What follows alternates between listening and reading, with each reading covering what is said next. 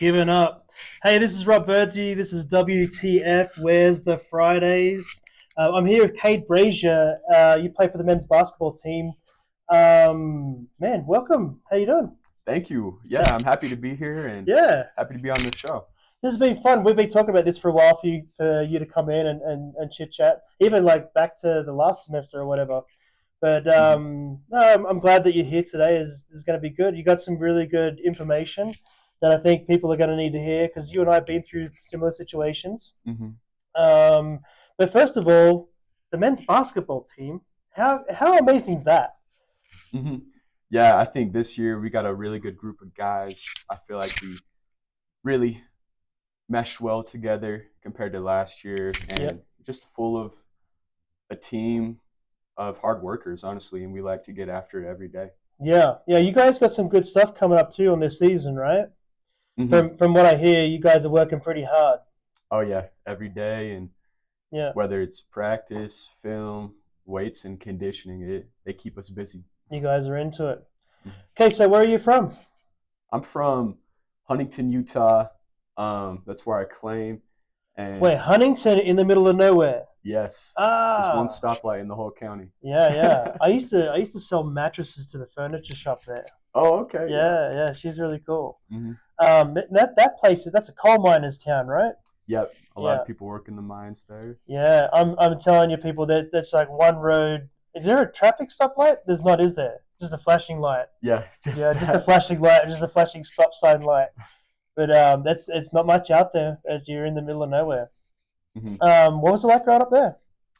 So I moved there when I was 12, and it was tough moving there, being the new kid. But I eventually grew to really love it there and gained some really good relationships. And I mean, it was hard getting in a gym for basketball, but you if there's a will, there's a way, and you just kind of made it happen. You made it way. Hmm. What did you do? So how? So you got okay. So you moved there when you were 12. So, okay, so you're already on the back foot. Are you playing ball at this stage? Yeah, I was playing basketball, Yeah. and when I moved there, like none of the AAU team or All Star teams wanted me on their team, and so it was tough. So I just played junior jazz really till we hit middle school and high school. Wow. Hmm. What made the difference? What made you? How did you get in How did to I get like in? to a decent team? Yeah, just kept on working on my own. There's this outdoor hoop by Huntington Elementary, uh, and I would just go there all the time and get shots up, work on my game, Yep. and make sure I was ready for the high school and middle school level. Relentless, huh? Oh, nice. From what made you guys move there? Like, what was the how was the upbringing and all that? Where'd you guys move from? Because I mean, Yeah, that's a big change, especially moving out there. What brought you guys there? yeah. So originally I was born in Oklahoma City, and then we Wow. moved. Yeah, we moved here to Utah when I was a young kid, and we just kind of lived anywhere from Cache Valley up in Wellsville and Hiram, down to Twilla, and then my parents split up, and my mom got remarried to someone in Huntington, Oh, and okay. so yeah, that's what brought us out So that there. dragged you out there. Not a bad deal. Good people out there. Yeah, for sure. Hard workers, man. Hard workers. Shout out to Huntington. My goodness. Hmm. That's yeah. So as you're discovering that you've got a talent for basketball, right? You're going, and at this stage, you're locked into some teams. What are you, around 16, 17? Hmm. You're starting to think you want to play a little ball and you want to go to college for it? Yeah, around that age, I was a better baseball player at the time, honestly, and so I was kind of thinking maybe I should pursue college baseball if I'm going to do any college sport. Wow. I just didn't have the confidence in myself, honestly, for basketball. Hmm. And so, yeah, that's the plan, really, just to focus on baseball. Wow. Hmm. What happened? What changed? Well, my senior year, I was actually in a wheelchair for about 2.5 months. I had stress fractures in both my feet and ankles. And so I missed half my basketball season. And that's what like really discouraged me from pursuing basketball. Yeah. And so I eventually healed up. Um, and after graduating high school, I went on my mission. I only served 3 months, but I came home for like struggling mentally and physically. because my ankles were still bothering me. And I came home and healed up both physically and mentally. Um, and then I decided, you know what, I feel good. I want to give basketball another shot. And so I started grinding and working out like I never have before. Wow. Um, that triggered you into. I mean, what was the as soon as you got into college? Like, how did that all come to fruition? Like, where were you guys at? What was going on? Yeah. So I had no colleges interested in me. And Oh so yeah, man. I was like working out, like doing 2 to 3 workouts a day with all this like false hope, it felt like, you know. Oh, And until I went to the showcase up in Salt Lake City, I just really showed out at that showcase. And you worked hard for it. yeah, and I worked hard, and I feel like I played the best ball that I could have. And that's what really where I really started gaining traction on getting some Is recognition. that when you were signed here, or? No, I actually went JUCO to Salt Lake Community College, and I walked on there my first year. Oh wow. Uh huh. Okay, so that went pretty good for you. Yeah, it went really good. I loved it. The coaches, the program, and my second year at Slick, we actually took second in the national tournament. Wow, Hmm. that's sick. Hmm. So then, from after that, was it a move? What was the progression to get to here? Yeah, so I did have some opportunities after JUCO, but I didn't pursue those and decided to come to SUU to be with family down here. I wanted Mm-hmm. to be with my little brother, and I wanted my wife's brother-in-law was down here, and we just like, let's go be with them because we need to be with them, and it just felt right. That right there, man. Isn't that crazy? Hmm. Um, let's talk about that for a second because this is where your life takes a bit of a twist, right? Yeah. So you come down here. Are you still play? Are you playing ball with SUU or is it not? No, yeah, SCU didn't want me on their team at the moment, Uh and huh. honestly, it worked out for the best Yeah. because I really got to spend a lot of time with my little brother and Yeah. really grow that relationship and have some really nice moments with him. Yeah. So you were called down here and you hung out. How long were you, how much time did you have with him? It was about let's see, he moved here around July, August, and then it was the first semester. Yeah, so then we really grew a lot that first fall semester, Uh huh. but then during the break between the fall and spring semester, he passed away on January 2nd, and so yeah, but we got to have that time together, and I'm glad I wasn't playing basketball so that Yeah. I was able to spend more time with So him. it was unfiltered and you were there with him. Yeah. I find it interesting that you felt the call to come down here to be with him. Hmm. That's amazing, man. That's a blessing right there, eh? Yeah, Yeah. it actually, my wife and I decided to make that move when my brother was in the hospital and he was in a coma, and my wife, well, my wife and I, we were there, and we just made the decision like, okay, we need to go to SUU to be with him. Yeah. So there was troubles already brewing Hmm. in his life. Man, I'm so sorry to hear that. I mean, with so you've experienced death, and that's, I mean, it's there's no words for it, right? When it's just a big hollow opening, and especially in that situation, so many questions get left unanswered, right? Oh yeah, Yeah, most definitely. yeah, yeah. Sorry to hear about that. um, where coming out of that though, how did you put things back together, and how did that put life into perspective for you? Yeah, um, actually, I feel like things weren't put back together until about a year afterwards, and Yeah, I had a really of a like a personal moment, and then things started to click, and I feel like ever since that moment, yep, um, I started to heal a lot. yeah. So It's like a pivotal point, isn't it? Something, a couple of things happened to me, and that got me to that point as well. Because I mean, I feel like I was bleeding out every day, yeah. and it's not, and I don't mean that, and forgive my words, because I don't mean like your life's put back together. Life never gets put back together the same. It's always different, and from you question things. You know what I mean? Hmm. But it's put back in a different way, and it's up to us to be able to deal with, adapt to, and understand the best we can, and to push on. Right? Sometimes you got to dig a little deeper. Yeah. Yeah, that's a tough situation to be in. So I'm sorry about that. Yeah. Thank you. As you hit that pivotal moment, um, what got the fire going back inside you to get back on path of what you want to do in life? What gave you that spark? Yeah. I guess going through that and experiencing that, it kind of made me want to step up and represent myself, my brother, my family a little bit better. And so I started working out again. And Coach Jeter came in, a new head coach, and I reached out to him, and they invited me to their summer workouts. And I was on the team all throughout the summer. This was just a few months after my brother passed away, and Wow, yeah, and so I was on the team all throughout the summer. And then that's a shout out right there. yeah, yeah, That's so it was beautiful. yeah, it was a great opportunity. So straight away And you had family, yeah. right? Hmm. But then on August 21st, my birthday, actually, I got cut from the team. Oh no. Yeah. No, it's all good. It worked out for the best because when I got that call back in December, he called me in mid-December, halfway through the season, and invited me back on the team. And it just made it so much more, Meaningful. yeah, meaningful to me. And Yeah.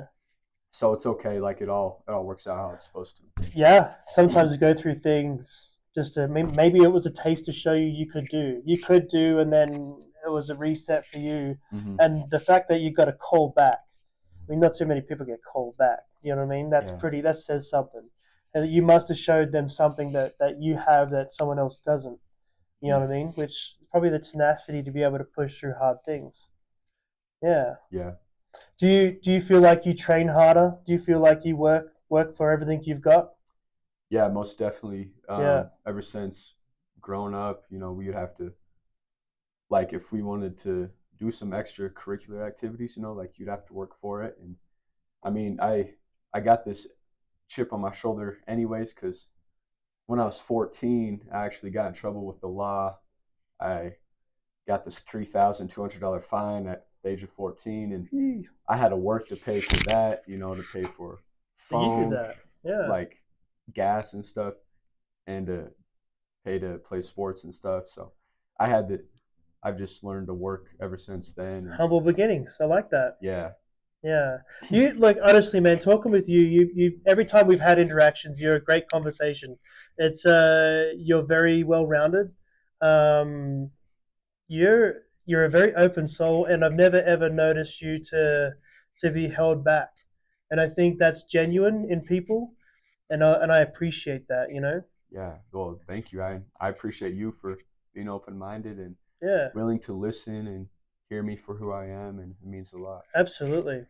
Do you have what advice would you give to people as you're going through these sorts of things? If they're in the thick of it, what would you say? Um, I'd say like to Anything, get anything that could anything. help them when they got Yeah, nothing to hold on to. What could you throw them as a rope? honestly, I would rely on Jesus Christ and his his love for us and our heavenly Father's love for us. Like, just reach out to them. They will be there. They will meet you halfway. Prayers work, huh? Yeah, I mean, shoot, they won't even meet you halfway. They'll just come and get you. Yeah. All you got to do is ask. And it's always in a roundabout way too. Don't think it's just going to happen overnight. But it could be like someone opening the door, like, "Hey, you want to come work out with us? Hmm. Hey, you want to come over here? You want to hang out for the summer? Yeah. Want to play a bit of ball? You know what I mean? Like, I'm sure that was a rope for you. Yeah, Yep. For yeah, sure. yeah. I like that, man. Um, we kind of come up on time, and I'm so sorry to cut you short. No, no, it's all I good. truly appreciate you being in here. Yeah, I appreciate you having me. Yeah. Um, hard things in life. How do we get through them? Yeah. Um, Honestly, the secret to success or to like achieving a goal, go like getting through hard things is to stay in love. Find your passion, find what you love doing, what gets you up every morning, and stay in love with it. Like whether you got to change your approach to how you're doing it, Yeah. whether you got to change your mindset, just keep on staying in love with it, and you will get through it. The workaround, right? Hmm. Always have tenacity. Yeah, Man, I thank you so much, Cade. You're awesome. yeah. Thank you, Look, Rob. we got the darker side coming up, and I'll have some more interviews soon. Thank you so much.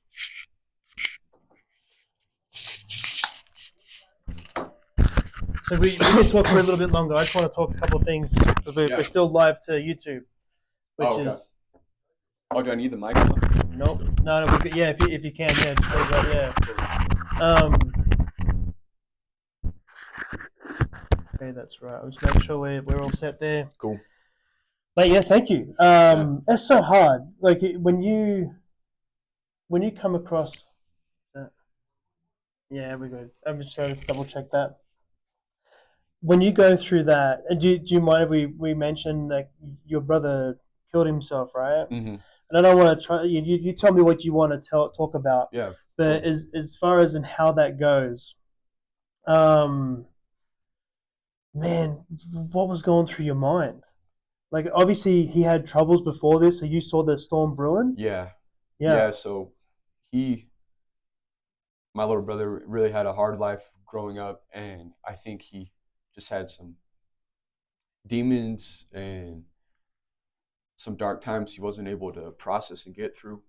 Wow. Um, and yeah, when I first heard about this, when I got the call, I felt like my whole body shut off, and I just drove over there as fast as I could to his place, and yeah, I was able to see him one last time and see his body in it. Um, so yeah, I get I felt numb for a long time, for a really long Yeah. time. That's so heavy, huh? Hmm. I mean, it's weird how I mean suicide, especially. I mean, then that's like I said, so many things that are unanswered, and you don't know. I mean, did you walk away from that like question stuff, or were you pretty solid within who you are to understand where he came from, why he couldn't be here now? And I'm sorry to even touch Um, on this if it's too oh much. no, no, no, You know, it's all good. Yeah, yeah, definitely. Um, I mean, you're always gonna have questions yeah, of why, like what you could have done, or like how you yeah, could have done it, yeah. and um, yeah, you're always gonna have those questions, and it just takes time to process it, and Dude, it took me 3 years. yeah, 3 years if I didn't want to see anyone. I didn't want to do anything. I was so lucky that I had two little boys because they were the only light that was in my life. And as much as there was a part of me that was like, I don't want to do a single thing. Those little boys would be like, hey, I need food, or I need this, or I need that. And I'd be like, yeah, let's go. And I'll put a smile on just for those little guys, and we would go. And like even all my friends, and I promised to a couple of things. A, I would look after them, and B, I would show the world I'm looking after them. hmm, So even though I was my head wasn't in the right place, I was so broken, many tears, an ocean full of tears, as you probably aware, you know yourself. yeah, Um, and I just made a promise to show everyone that they're getting a well-rounded upbringing, even though I'm broken. So I had to push through that. yeah, You know what I mean? And then I put him to bed. I remember like I'd always set 8:30 there in bed because at 9 o'clock I needed to break down and I needed to rebuild me. You know what I mean? And it was so many yeah. tears. I It just can't, yeah, digs so deep. You know? I can't imagine going through that as a father, and so that's really cool of you and shows who you are as a person and how strong you are. Thank you. And yeah, every time I hear about your story and what you've had to go through, like it's really inspiring for me, and I know for other people as well. I So hope so. yeah, I hope it helps people, and I hope that people can see that there is hope.